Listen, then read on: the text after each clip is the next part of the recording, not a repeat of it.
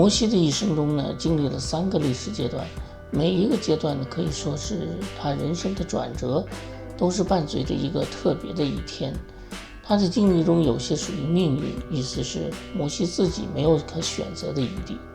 但有的呢是属于命定，意思是上帝没有强加给人命运的安排，而是将他自己的计划启示给人，看人是否甘心乐意地去完成上帝的计划。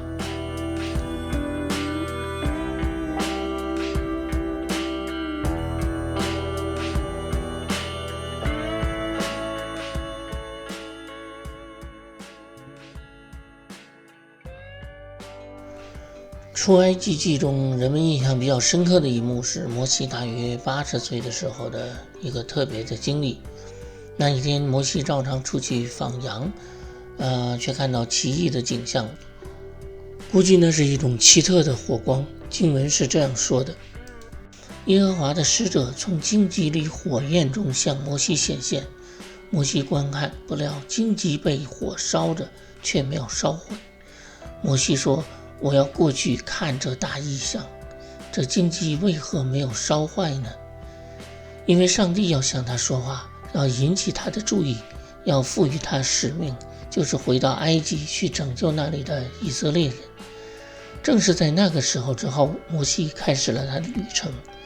以色列人从此知道他，埃及人也知道他，但以色列人更知道是上帝赋予他的使命。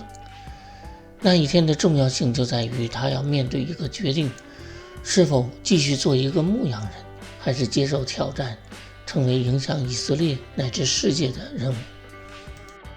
摩西人生中的另一个奇特经历的一天，就是他的出生，不是指他身体出生的那一天，而是他在他出生之后3个月大的那一天。圣经用了11节的经文描述了摩西出生的整个故事。经文提到法老的女儿来到河边洗澡，表面上看这不过是一种巧合，看上去是很随机的一天，法老的女儿来到河边。恰巧那天呢，摩西的母亲呢决定用篮子将孩子放在河里。字面之外的意思呢是说这一切都仿佛是一种命定。法老的女儿看到篮子里面的孩子的时候呢，经文在这里讲述了另一个巧合，孩子哭了。那个孩子呢恰巧那个时候哭了，公主就动了慈心收养了他。而另外一个巧合呢，也是在这个时候呢，孩子的姐姐跑过来问法老的女儿是否需要奶妈来喂养孩子。整个事情呢实际上是由很多的巧合所组成的，所以也有人说这些巧合巧到了离谱的程度。我理解圣经这般的描述呢，意在表达人间的人与事虽然都是通过人手所做成的，却仿佛这一切呢都被无形之手所掌控。人们称之为命运，或者说某人幸运遇到这样的事，这是因为人不能够解释那个命运，也无法看到命运是被谁掌控的。从象征意义上看，人的出生是胎儿离开母亲进入世界，这一过程是有风险的，对母亲来说也是痛苦的一关。而摩西的那一天同样是他母亲最痛苦的决定。对摩西来说是离开他的生母，进入埃及皇室的家庭，身份从此改变了，如同人的出生从胎儿变成了婴儿，离开了原来的世界，进入另一个全新的。胎儿出生的过程中，母亲要经历阵痛，整个过程是一种不得已的煎熬。这一切呢，也象征着摩西这个人将来使埃及要经历阵痛，就是他将10灾降于埃及，每一样都让埃及人痛苦，迫使埃及人在不得已的情况下让以色列人离开他们。也可以说这是另类的出生，因为埃及曾经养育了这个民族数百年，那个胎儿已经养得太大了。整个摩西长大的几十年在圣经中只是一带而过，然后圣经集中记录一个特别的事件。经文只是平淡的描述他出去到他兄弟那里，英文版本中提到了 One day after Moses has grown up，就是他长大以后的一天。但那一天呢，是改变他命运的一天，也改变了以色列人的历史。摩西在埃及的40年没有变化的生活，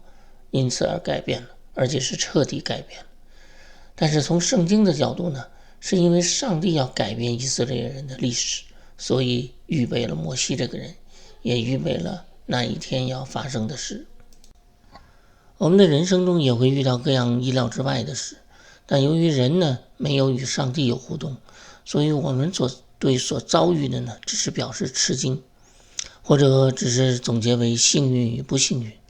如果有人试图解释这些经历存在着某种目的性，恐怕只被认为是迷信，因为缺乏说服力。但摩西的经历则不同，因为摩西呢就像是上帝手中的工作，他的一生呢又已经成为历史，不再是想象的。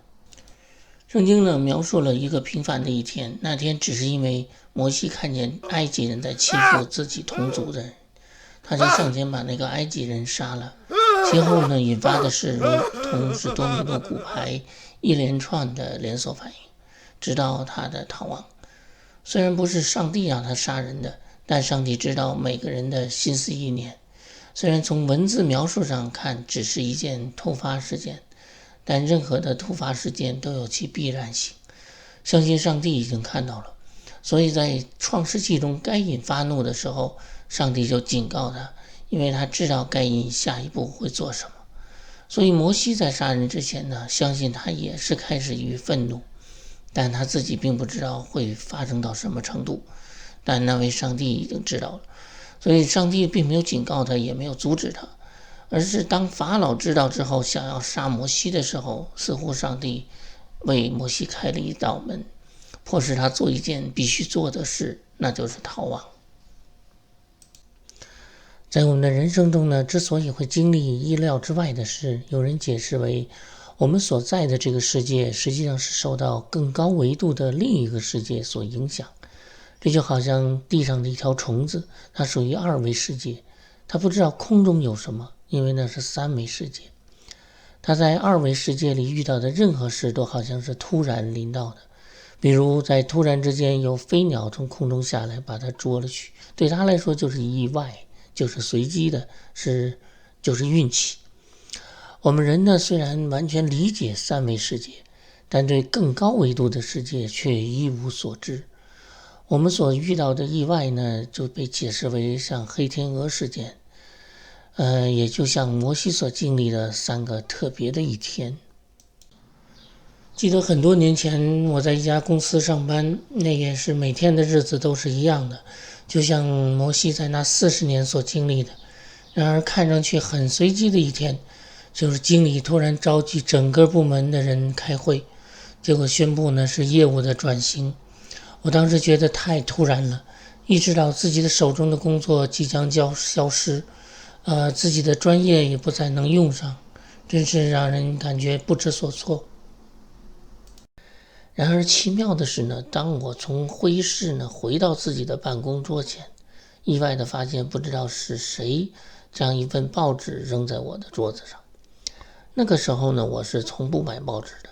然而就在那一天，我突然意识到我急需要找工作，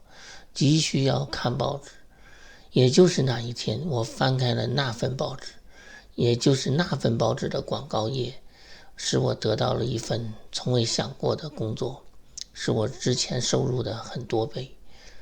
所以如果说呢，摩西的经历是很多巧合连贯下来的，那我的这份工作呢，也是若干个巧合拼接起来的。如今呢，回头看自己所经历的，